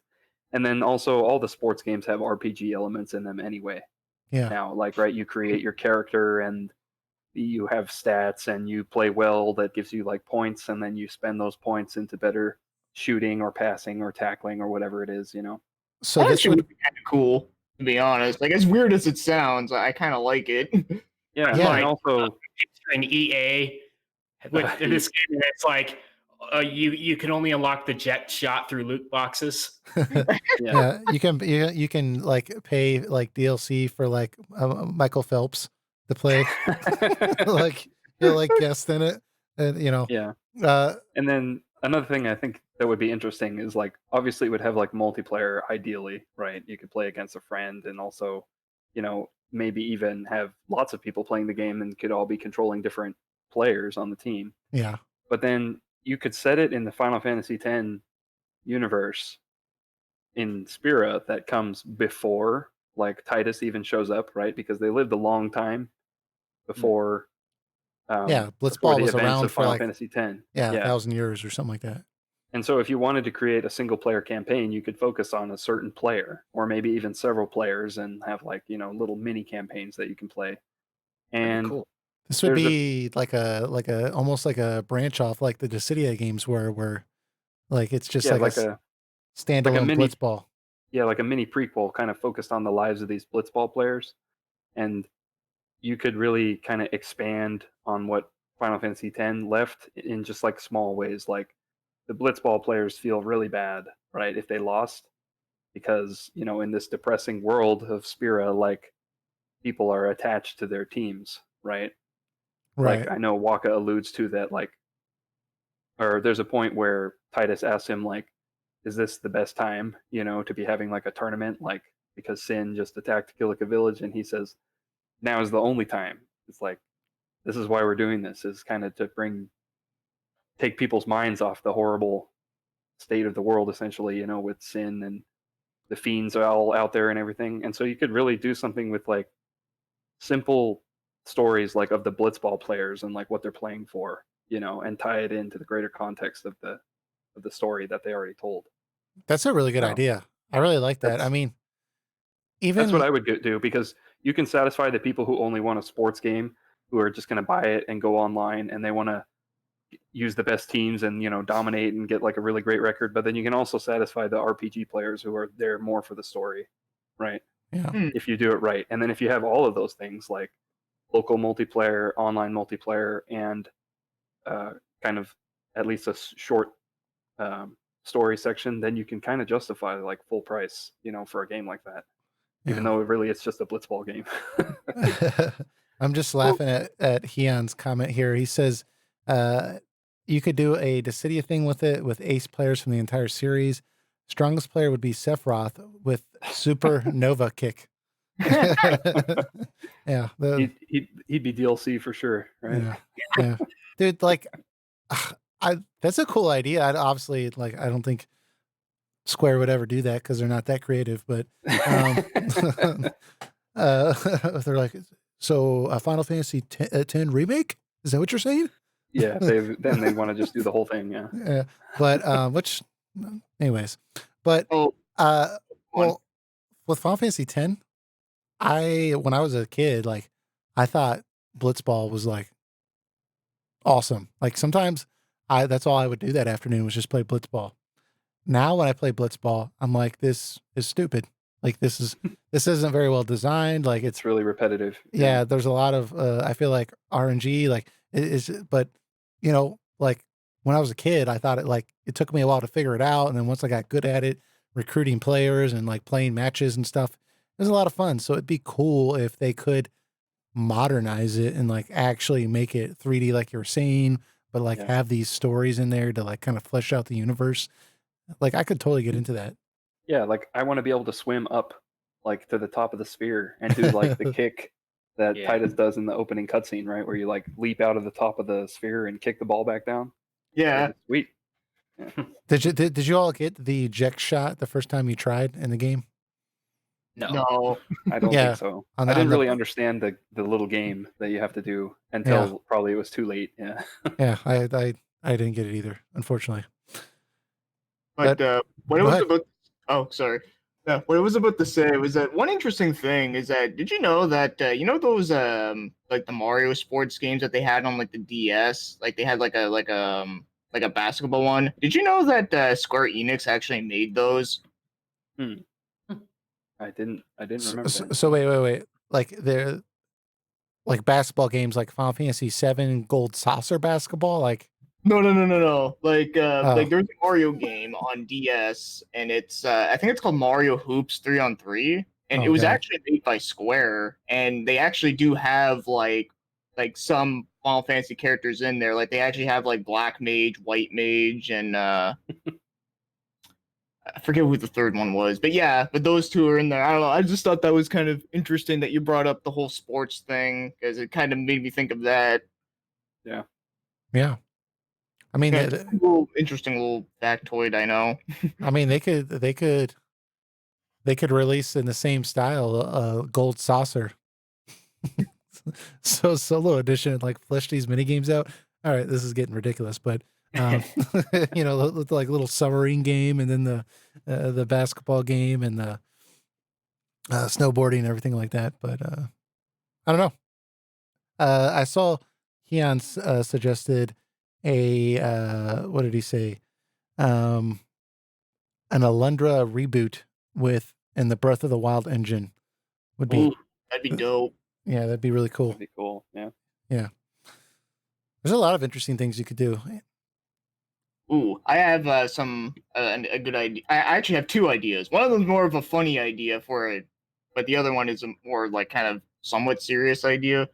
Is that I think they should do a fighting game with Valkyrie profile because there's a lot of characters in that game and there's a lot of different like really cool unique weapons and it'd be really interesting if they could do like I don't know like a like make it play like Soul Calibur maybe or That'd be maybe cool. make it like 2D fighter like Guilty Gear or something.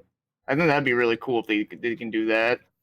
Yeah, they'd probably have to cross in more franchises if they did that, because I don't think Valkyrie Profile is on most people's radar. Like, a little too obscure because they haven't done anything serious with it since that since the DS, I think, right? Yeah, the DS was the last major one. The only thing they have now is a stupid mobile game. Yeah. So they probably have to like throw like Valkyrie Profile and like Star Ocean and like Yeah, try Dragon Quest, and they call it like Square All Stars or something like that. Yeah, that would actually be a really cool idea, I think. Yeah. Yeah. Yeah, I could see that for sure.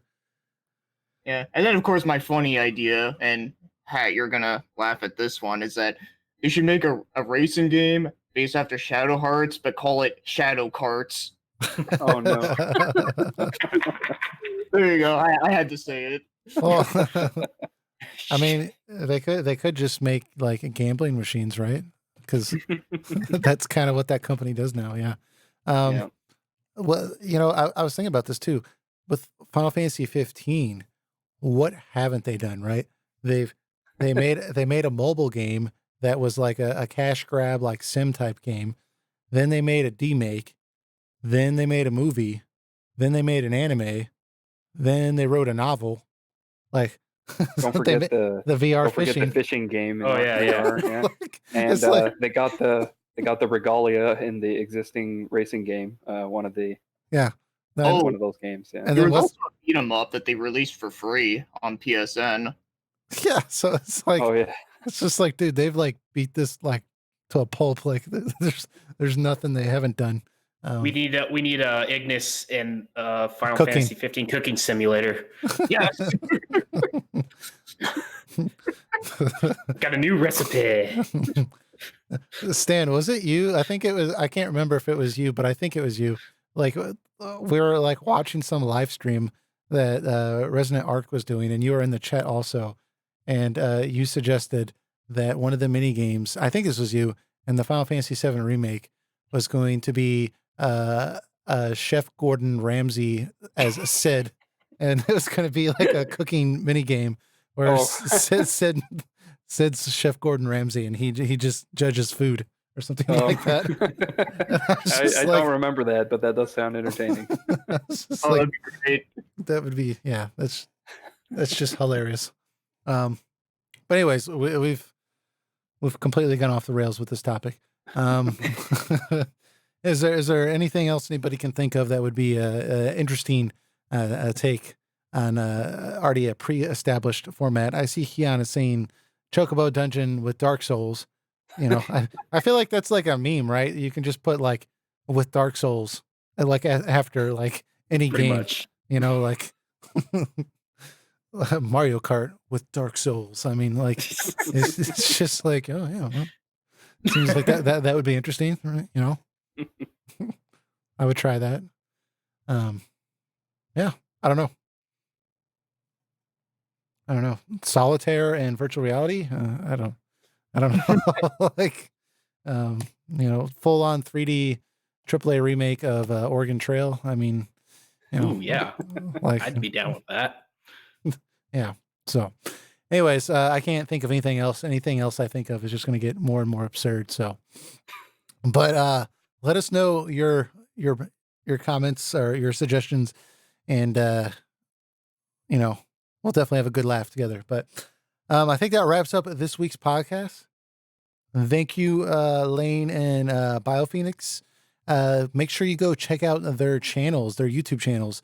In our description, I put a link to both of their channels down there, and you can go check it out, subscribe there, and that way you can follow their content. And I'm sure that we will have them back on in the future.